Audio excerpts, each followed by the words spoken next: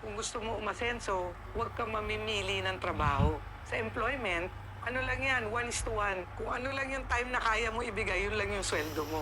But in business, sa'yo yun. Bibigay mo talaga yung best mo. Kasi kung kikita yun o hindi, malaking factor ka. Basta tutunan ko sa sales, kumausap ng tao. Tama yung sinabi ng tita ko nung bata kami. Kung gusto mo umasenso, huwag kang mamimili ng trabaho. Before, hindi ko naintindihan yun. Kahit ano, tatanggapin ko.